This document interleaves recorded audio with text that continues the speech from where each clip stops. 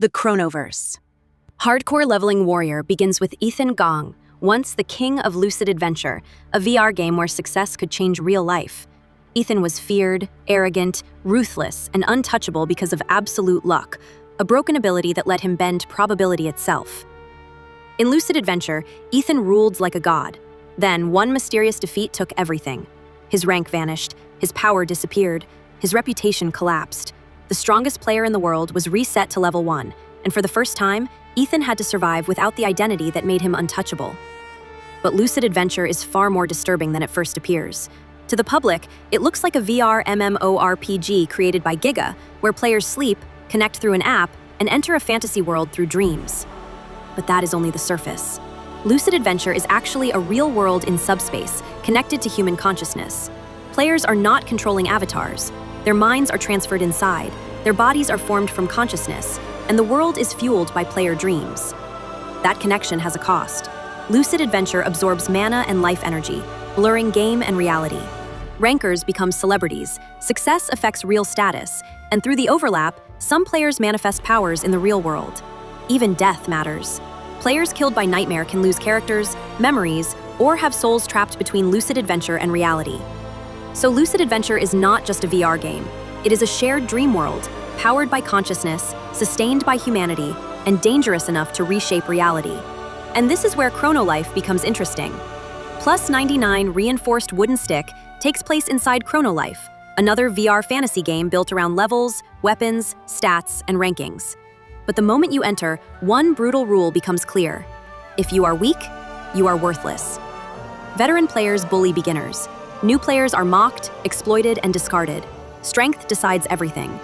That is where Jiu begins. Jiu enters Chrono Life as a complete noob. He only wants to enjoy the game, but stronger players treat him like trash. Then, by complete accident, everything changes. Jiu reinforces a basic wooden stick all the way to plus 99. What should have been one of the weakest weapons becomes absurdly broken. Overnight, the weakest player in Chrono Life gains enough power to crush the people who once looked down on him. At first, it is funny. His ultimate weapon is literally a wooden stick. But the more Jiu fights, the more terrifying it becomes. His power breaks expectations and exposes Chrono Life's fragile balance.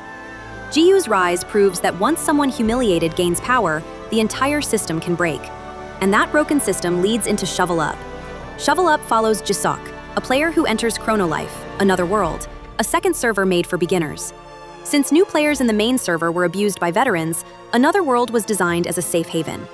The developers built a barrier to keep veterans out, but when Jisuk logs in, something feels wrong. Instead of spawning in a beginner zone, he appears alone, with nothing but a shovel. That shovel becomes his survival system. It lets him dig, gather materials, craft structures, forge equipment, and create gear like Minecraft inside a VR fantasy RPG. Jisuk tries to play casually, but monsters hunt him, forcing him to adapt, level fast, and become powerful quickly. Then the barrier protecting another world fails, and the one player who was never supposed to enter arrives. Jiu. The strongest player in Chrono Life invades another world, and Jisuk is completely outmatched. The creators step in to stop the destruction, but it is only temporary. Jiu will return. Now Jisuk has to become strong enough to protect an entire world. Chrono Life and Another World are directly linked. Another World was built to protect weak players, but Jiu's invasion proves rules and barriers mean nothing once someone becomes strong enough to break the system. The connection to lucid adventure is more mysterious. HCLW characters appear across plus 99 wooden stick and Shovel Up, and some players, or NPCs, seem capable of crossing worlds. But there is still no confirmed statement that both games are the same. What if these worlds are part of a larger, connected gameverse, where virtual worlds are not just games, but living systems that overlap and bleed into reality? Lucid adventure shows a game world becoming real. Chrono Life shows a system being broken. Another World shows broken power invading a place built to protect the weak. Shared universe or creator crossover, one thing is clear: these worlds collide. And if Ethan ever needs help in hardcore leveling Warrior Earth game, Jiu and Jisuk would be powerful allies. The Gosu-verse. Gosu is the story of a man who looks harmless, but was raised to become a weapon. At the center is Gang Ryong, a short, cheerful delivery boy who seems more suited to carrying dumplings than fighting martial artists. But beneath that harmless smile is the final disciple of Doko Ryong, the legendary Heavenly Destroyer, a monster who once shook the murim. Ryong was feared for overwhelming power, but in the end, he was betrayed by his own disciples, the 4 heavenly kings. Before dying, he gives Ryong one final command: hunt them down. So Ryong enters the martial world expecting revenge, only to discover the people he was sent to kill are already dead, missing, or tied to something much larger. What begins as a revenge mission becomes a generational mystery filled with buried wars, old grudges, hidden survivors, and secrets that refuse to die. That contrast is what makes Ryong terrifying. Enemies see a goofy delivery boy. They do not see the martial monster trained in the divine heavenly destruction techniques. But the deeper he goes, the more he questions the mission he inherited. Was revenge truly his master's final wish, or just the burden of a broken man consumed by hatred? To understand Gosu, you have to understand the world before it, Yongbi the Invincible. Set generations earlier, Yongbi takes place during Murim's Golden Age, the era where legends were born.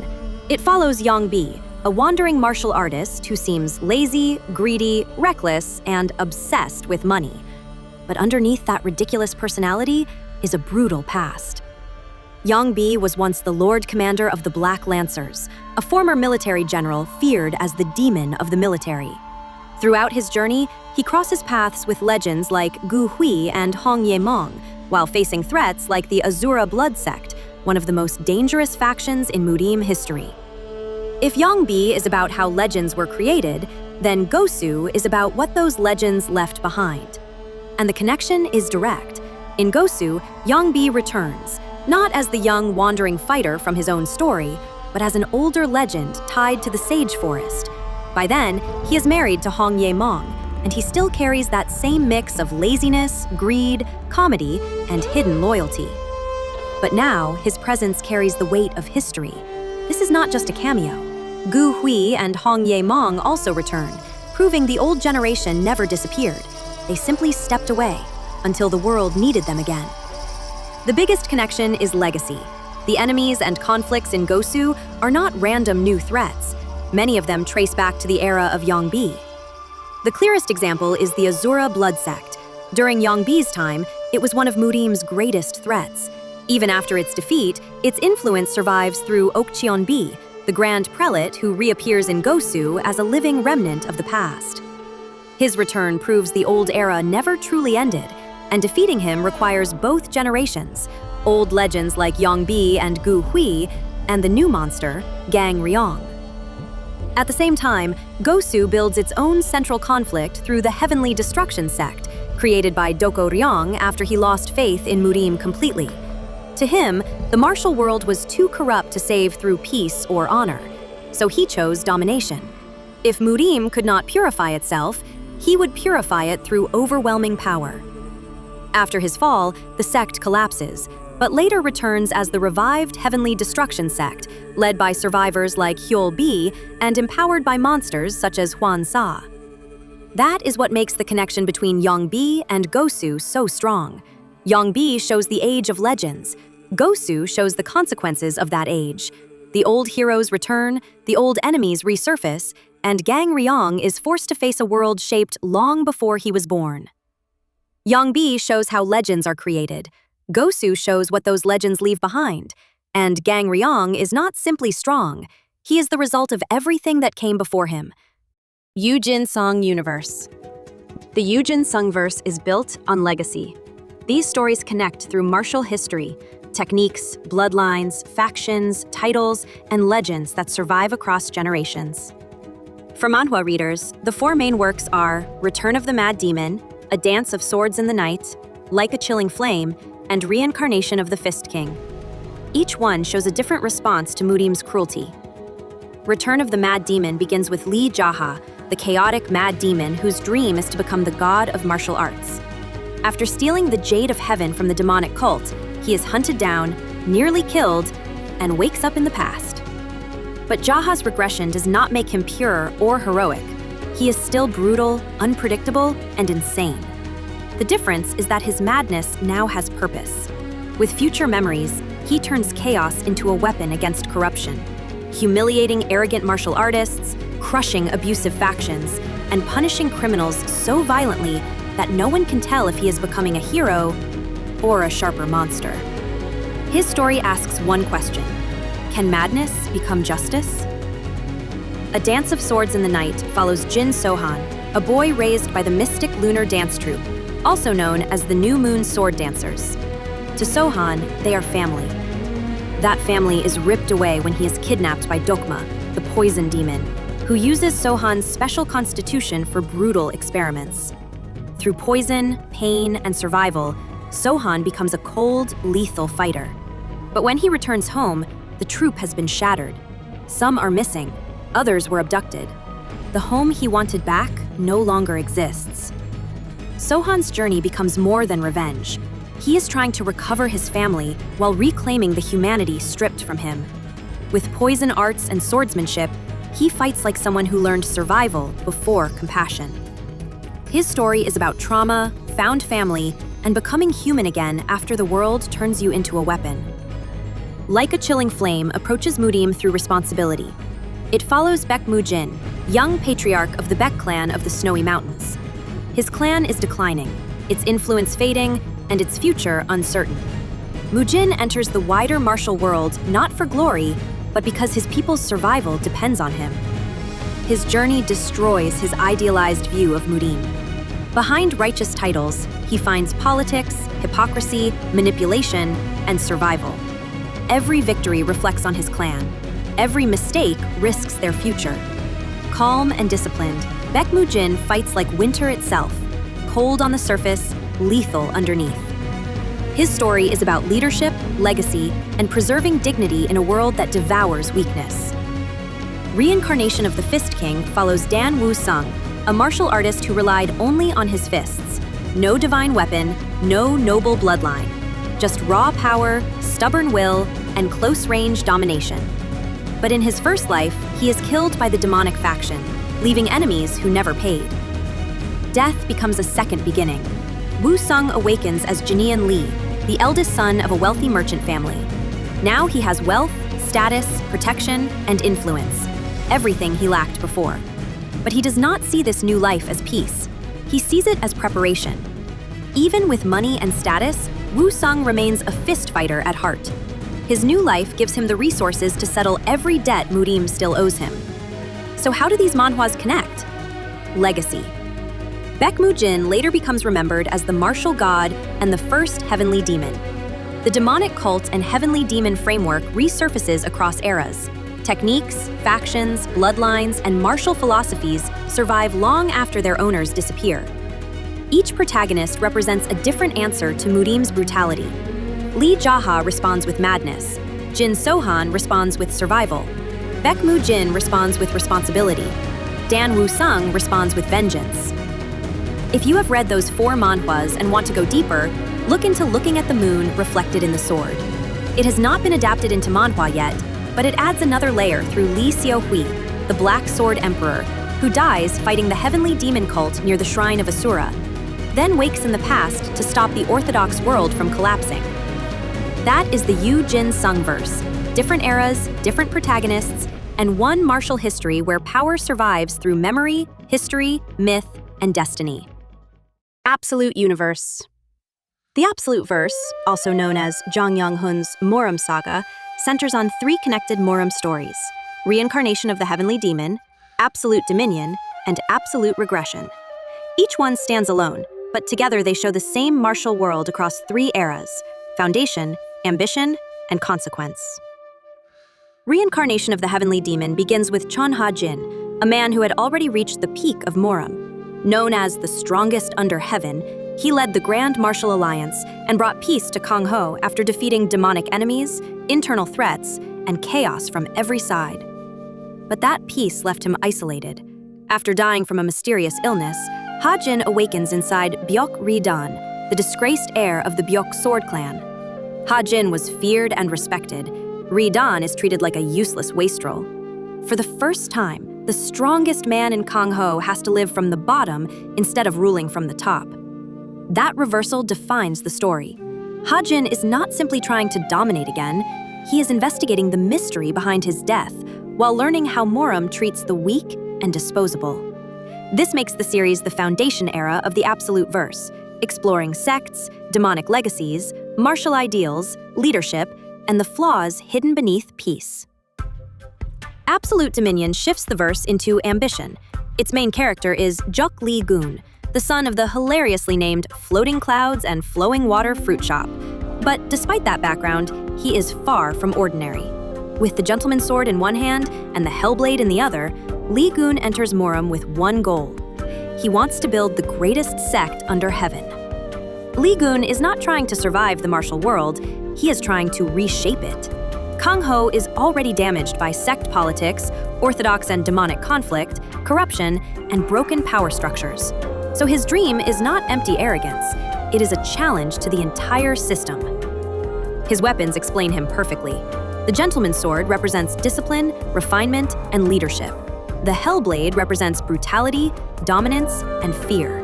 Together, they show the kind of leader he intends to become. Honorable enough to inspire loyalty, but ruthless enough to crush anyone in his way. Absolute Dominion is about construction. Lee-gun gathers allies, influence, strength, and martial power because he believes the only way to fix a corrupt world is to build something strong enough to replace it. Absolute Regression is the Consequence era. It follows Jom Moo-guk, the second son of the Heavenly Demon Divine Cult. Unlike the others, Moo-guk is driven by regret. He has already seen the martial world collapse, and his story begins with one desperate request. Send me to the past. Moo-guk returns to an earlier point in his life with memories of every failure that destroyed the future. But his regression is not just about getting stronger faster. He understands disaster came from broken relationships, political fractures, betrayals, wasted talent, and people failing each other. That makes him different. His greatest weapon is emotional intelligence. He rebuilds trust before it collapses, repairs alliances before betrayal spreads, and protects the right people before they are lost. Absolute Regression is ultimately about prevention.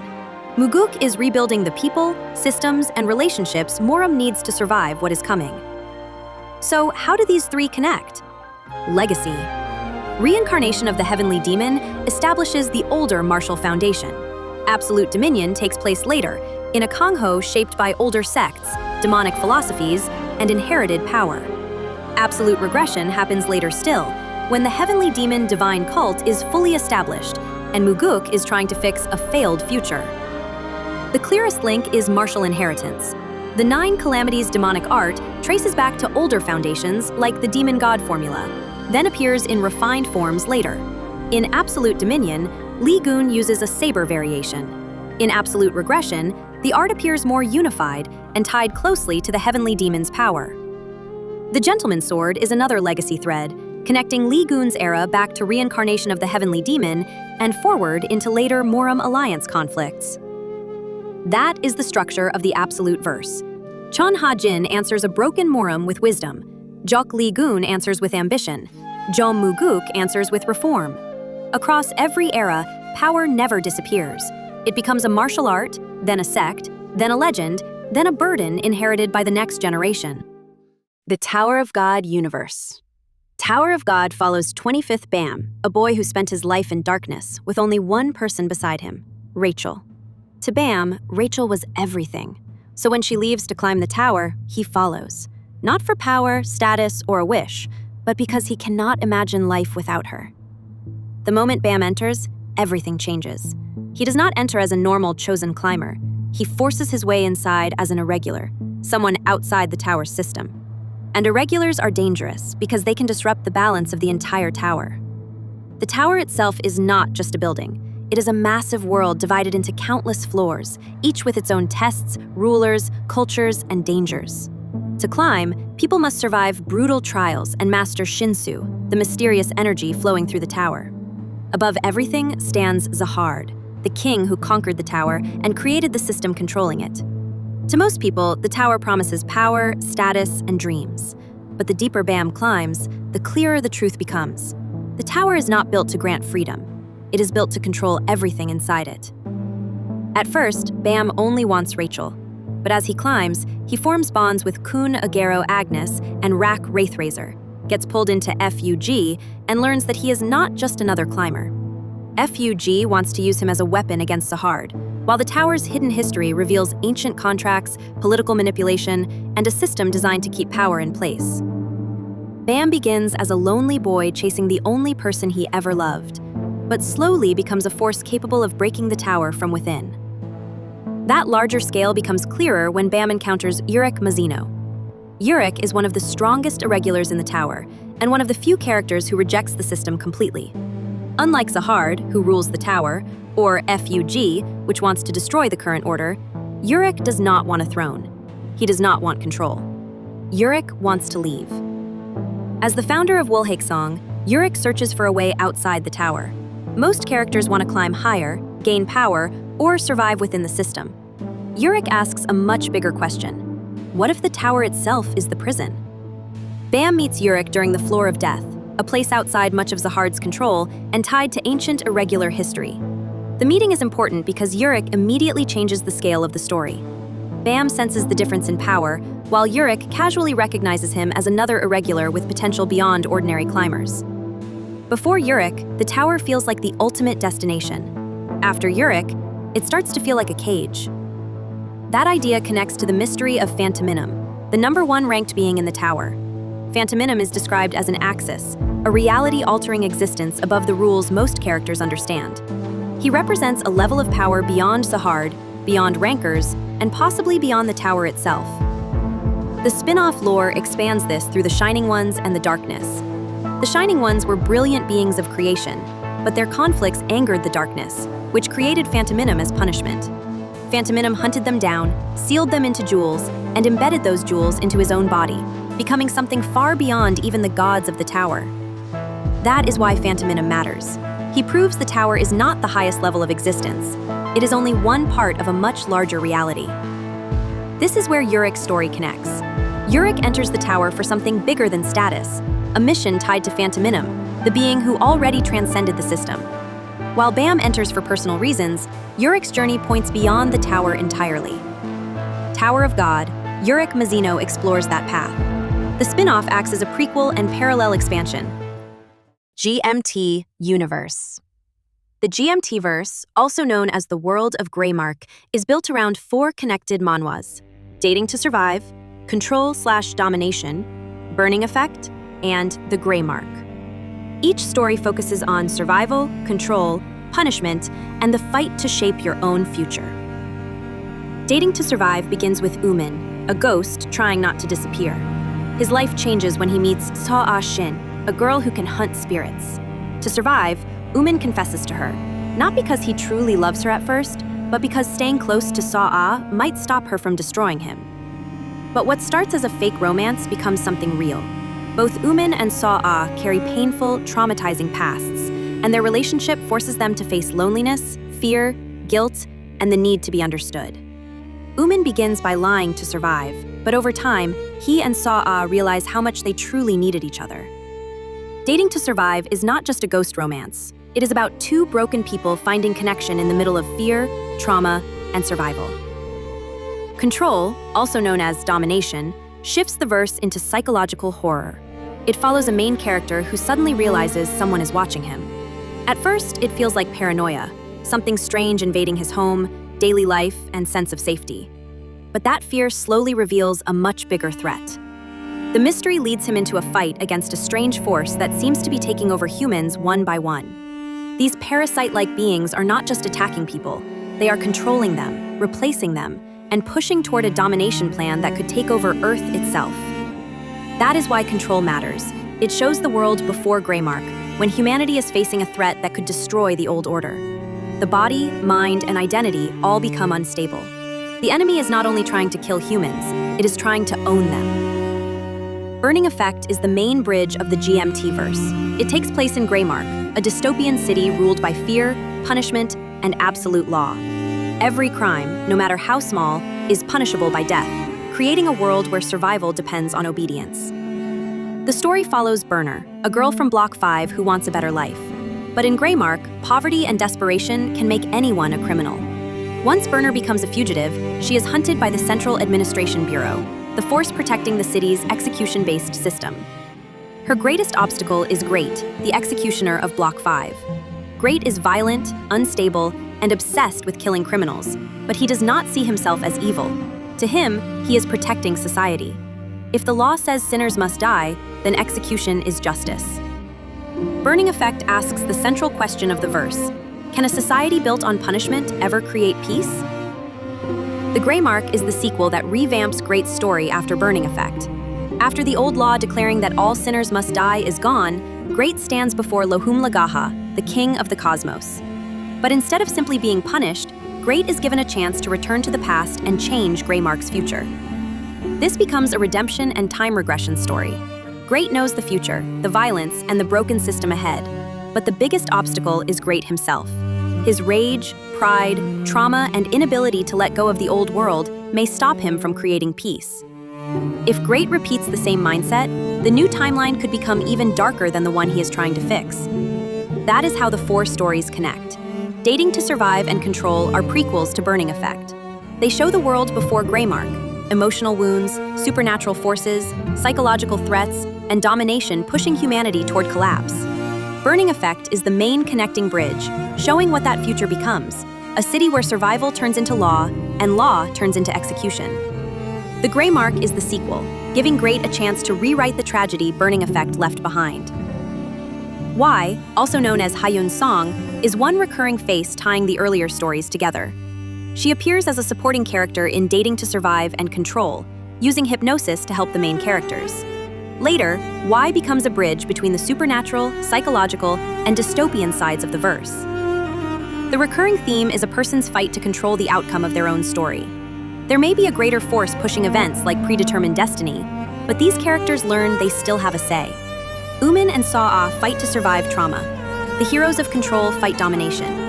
Burner fights a system that already judged her, and Great fights the future itself. That is the heart of the GMT verse. Even in a world shaped by fear, fate, and control, your story is not over until you decide what role you will play in it. No Kyungchan verse. The No Kyungchan universe is a connected martial world told through four major manhwa: Peerless Dad, Red Storm, The Great Master Sun Yu, and Administrator Kang Jin Lee.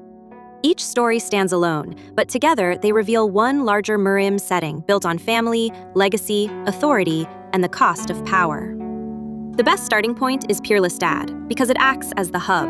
It follows No Gajang, a widowed martial artist raising 3 children after the death of his wife.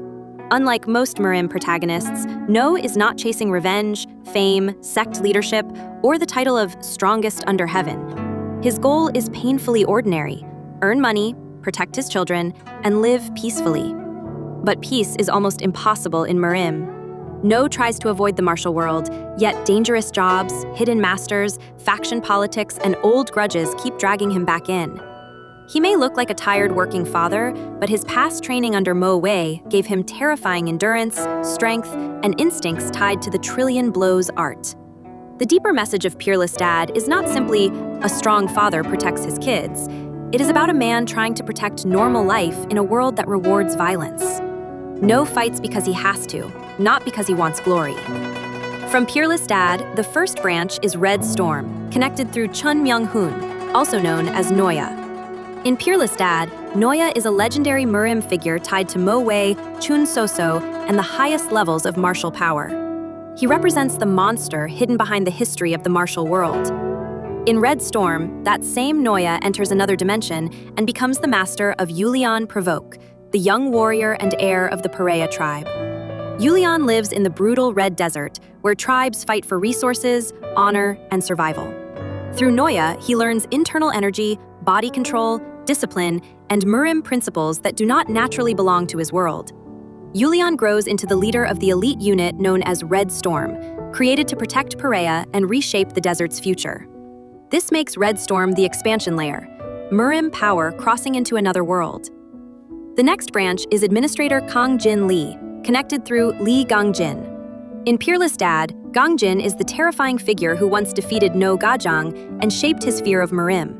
Later, he is known as the Administrator, an authority figure powerful enough to judge, punish, and control martial artists who are too dangerous for ordinary law. Administrator Kang Jin Lee shows how that monster was created. Gang Jin begins as a brilliant but emotionally abnormal young man who struggles to understand people, morality, and pain. His master, Guak No, teaches him more than martial arts. He teaches restraint, empathy, discipline, and how to live among humans. This is the authority layer. It asks, in a world full of monsters, who is strong enough to enforce order? Gang Jin's answer is terrifying because he becomes a monster trained to control other monsters. The final branch is the Great Master Sun Yu, connected through Guak No, Chun Soso, and Sun Yu. Peerless Dad gives readers glimpses of these figures through the Demon Church connection and shared events, but the Great Master Sun Yu expands their side into a full story. The Great Master Sun Yu follows Sun Yu, the eldest disciple among wandering children taken in by Guak No. These children are not born into power or safety. They are orphans and strays given a home, discipline, and a path forward. Sun Yu's greatness does not begin with overwhelming talent, it begins with responsibility. As the eldest, he must protect the younger disciples, hold the family together, and grow before he is ready. This is the foundation layer, how martial legends are created through hardship, mentorship, found family, and responsibility. Together, the four manhwa connect through character history, not random cameos. Peerless Dad shows the world as no Gajong experiences it, confusing, violent, and full of hidden monsters. Red Storm reveals what happens when Noya carries Murim into another dimension. Administrator Kang Jin Lee explains the origin of Lee Gang Jin, the authority figure strong enough to control Murim. And the Great Master Sun Yu shows how disciples like Sun Yu are shaped into future legends. The Super String Verse. The Super String Universe is YLAB's shared manhwa universe, where stories from different genres slowly connect through the same characters, organizations, disasters, dimensions, and enemies. Each manhwa adds one piece to the larger picture. Westwood Vibrato is one of the quietest entries. Set in South Africa, it follows Cornelia Bobo Washer, a genius instrument repairer who helps people confront the memories, regrets, and grief attached to their broken instruments. Her story is about healing, because she once repaired weapons during war, but now uses those same hands to repair music. Its main connection is Cuckoo, Cornelia's chaotic Cape Penguin companion, who later becomes the star of Cuckoo Cuckoo and remains one of YLAB's small recurring mascot-like figures. Cuckoo Cuckoo takes Cuckoo and turns him into the lead of a comedy series. Cuckoo enters the life of Mr. Gong, an ordinary Korean man, and brings food obsession, confidence, and absurd penguin chaos into everyday life. Its role is simple. It expands Cuckoo's character from Westwood Vibrato into a comedy branch of the YLAB world. Burning Hell moves into brutal historical action. Set on the exile island Great Heat Hell, it follows Ju, a cannibalistic Japanese samurai, and Han Kim, a Joseon doctor turned serial killer. Their rivalry becomes a violent partnership when Captain McMahon arrives with supernatural opium and a plan to spread war, drugs, and necromantic power.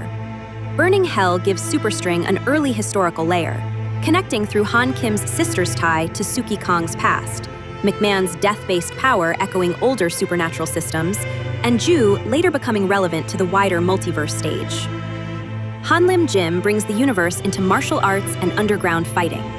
It follows Young Ha John, a bullied student who gains strength but starts using it for the wrong reasons.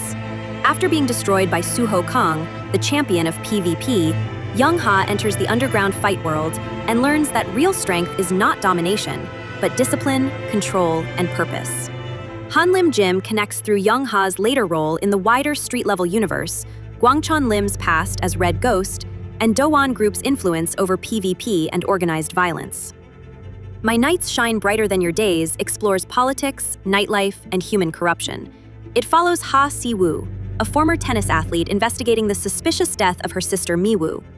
To find the truth, Si-woo enters the elite hostess world, where politicians, businessmen, heirs, and powerful men reveal their real faces behind closed doors. Si-woo does not fight with fists. She fights with information, charm, manipulation, and social intelligence. Her story adds the political corruption branch of Superstring through Si-woo, Kalis, Doan Group, Daehan Group, and the hidden rooms where power is traded. Prince of Prince is YLAB's comedy romance outlier. It follows Si-hyun Park, the perfect CEO of MS Company, who becomes furious when his sister Yuna falls in love with a dating sim game called Secret Garden. He infiltrates Castlesoft to destroy the company from within, turning sibling obsession and fandom into workplace comedy. Its connections are mostly corporate and cameo-based. MS Company, Castlesoft, Daehan Group references, Miho Wan mentions, and small links to other YLAB titles. Blade of the Phantom Master takes Superstring into dark fantasy. Set in the fallen kingdom of Jushin, it follows Munsu, one of the last royal inspectors, as he carries the justice of a dead nation through a ruined world. His companion Sando, also known as Chun Hyung, is a powerful fighter who balances Munsu's cruelty with loyalty and heart. His enemy, Ajite, is the figure behind Jushin's collapse. Blade contributes the X dimension, Jushin, royal inspector medallions, Blackwing clan hints, and an early mirror of White's ideology. White, also known as Bekbek-yo, is the larger superstring force built around destruction, erasure, and returning existence to pure white nothingness. In Blade, Ajite's desire to whiten and corrupt the world acts like an ancient version of that same idea. Jungle Juice introduces the biological superhuman branch. The story follows Suchan Jang, a popular college student hiding dragonfly wings after using a mysterious bug spray called Jungle Juice. Once his secret is exposed, he enters Nest, a hidden society for insect humans. There, students train their insecta complexes while searching for Cinderella, a possible cure. Suchan's journey is about shame, identity, and learning that his wings do not make him a monster. Jungle Juice adds Nest, insect humans, Cinderella, pet shop, breeder, and a biological power system based on mutation and insect traits. It also connects to the DPC and the recurring superstring motif of hidden disasters emerging from beneath the surface. Kangtuwu expands the universe into alien mecha warfare. It follows Hyun Kang, a selfish high schooler forced to pilot Kangtuwu, an ancient giant weapon created by the alien Octa. Long ago, the Octa and Spelta fought around Earth, and when the Spelta awaken again, Busan becomes a battlefield. Kangtuwu introduces Octa particles, Kawuka, the Spelta, alien technology, and the idea that Earth has always been sitting on top of cosmic conflicts humanity barely understands. It later feeds into the larger sci-fi side of Superstring through advanced technology and the DPC. Housekeeper takes place in a separate sci-fi dimension where AI and android technology are far more advanced. Its story follows Hasty, a housekeeper AI robot who was once repaired by a poor boy named Neville. When P influenza turns Neville into a zombie-like infected being, the government wants him erased, but Hasty refuses to abandon him. Housekeeper flips the meaning of humanity. Humans become cold and mechanical, while an AI becomes the one protecting family, compassion, and memory. It contributes Hasty, Neville, P-Flu, Oz House, Android Warfare, Super Soldiers, and the Housekeeper dimension. Terror Man is one of the core pillars. It follows Jungwoo Min, a high school student with the eyes of misfortune, allowing him to see disasters before they happen. But because no one believes him, Jungwoo becomes the danger people will run from. He disguises himself as a terrorist to force evacuations before disaster strikes. Lilia acts as his protector and combat support, while Bong Chun Kim helps with technology and later connects him to the DPC. In Terror Man, White's influence appears through manufactured disasters. Jungwoo begins realizing that some tragedies are not accidents, some are engineered. Distant Sky shows the world where prevention failed. Hanul Kang wakes up in a dead, dark Gangnam surrounded by corpses, then meets Haeul Shin as they try to survive insects, collapsed cities, soldiers, cannibals, radiation, and the truth behind Earth's destruction. Project Sky, led by Hanul's father, becomes humanity's desperate survival plan. In Distant Sky, White's ideology reaches its most terrifying result: a ruined Earth, broken systems, Jupiter, failed science, and humanity reduced to survivors and escape plans. This is the apocalypse timeline, the future Superstring is trying to avoid. Reawakened Man brings the story back to the streets. Kwan Suk is an unemployed man who dies protecting his neighbor Yerin Cha from loan sharks, then wakes up 3 days later. Every time Hwan dies, he revives after 3 days. His power is not clean invincibility because the world keeps moving while he is dead. His enemies can still hurt the people around him. Through Hwan, Yerin, Min Hyuk Kim, Doan Group, and revivalist lore, Reawakened Man becomes Superstring's resurrection and street justice branch. Hwan is the opposite of Jungwoo. Jungwoo fights death before it happens, while Hwan gets back up after death already happened. Neolithic Girl introduces Suki Kong, one of Super String's most important recurring characters. Suki has lived since the Neolithic era and cannot die. She is strong, durable, and nearly impossible to kill, but immortality is treated as a curse, not a blessing. Then she meets Jae-shin Lee, a terminally ill veterinarian. She has too much life, he has too little. Through Suki, Jae-shin, Chul-soo Kim, the Baek family, the Great Eight clans, and Happy, her ancient turtle companion, Neolithic Girl gives Super String its immortality branch and connects the distant past to the modern and future timeline. Island is the supernatural Jeju pillar. It follows Miho Won, the heiress of Daehan Group, who is sent to Jeju Island after a scandal and quickly becomes the target of demons. To survive, she hires Van, a brutal demon hunter, paying him for every demon he kills. Johan, a Vatican exorcist, adds the holy side of the story, while Gungtan deepens Van's tragic past. Island turns Miho from a rich survivor into a future organizer. In Island, White's influence appears through supernatural forces. White flame, dimensional demons, cult links, and Jeju's deeper mythology all tie the island to the larger apocalyptic threat. Electronics Horror Store is the cursed technology branch. It follows Yak, the owner of a mysterious electronics shop. He gives people devices that grant their desires, but every device has a rule. When they break that rule, their own greed, fear, obsession, or vanity destroys them. Yak is not just a shopkeeper. He belongs to the Black Wing clan, tying the story to souls, hell, demonic contracts, and dimensional power. Through Yak, Eris, Diana, Cursed Devices, and Soul Collection, Electronics Horror Store opens the door to Super String's supernatural and dimensional mechanics. The Queens is the first Focus Team crossover. It brings together Miho Won from Island, Suki Kang from Neolithic Girl, and Lilia from Terror Man. Miho brings resources and strategy. Suki brings immortality and raw power. Lilia brings assassination skill and mafia experience. Together, they fight Sambuca, an American mafia organization tied to kidnapping, drugs, and exploitation. The Queens shows Miho actively forming teams and proves that Super String's future will not be fought by one hero alone. Terror vs. Revival is the first major modern crossover war. It brings Jungwoo Min and Hwan Suk into direct conflict. Jungwoo believes saving the future may require fear, control, and sacrifice. Hwan believes people cannot be treated like pieces on a board. Their clash begins through Bishop, also known as Sohee Jin, who is tied to Hwan's past and White's larger threat. Miho, Lilia, Suki, Yak, Vaughn, Haeul, and Siwoo all become part of the conflict. The major enemy is Atrahasis, a Black Wing clan figure tied to Project Imagine and ancient supernatural lore. In this story, White's threat expands from hidden conspiracy into a world-level war over the future itself. Super String, Marco Polo's travel to the multiverse, is the full multiverse convergence. It follows Marco Polo, a desperate older brother trying to save his family, who is pulled into a dimensional journey involving Wolyang, the X-Dimension, Oz, Jupiter, Baek, and the Super String team. Here, White's threat reaches its largest scale through Baek. This is no longer about one disaster, one city, or one ruined Earth. Baek threatens the multiverse itself. Marco Polo connects Blade's fantasy world, Housekeeper's AI dimension, Jungle Juice's insect humans, Kang To-woo's alien tech, Distant Sky's future, Island's Miho, Neolithic Girl's Suki, and My Knight's Siwoo into one larger war. Grim Reaper and Red Ghost are future-facing branches.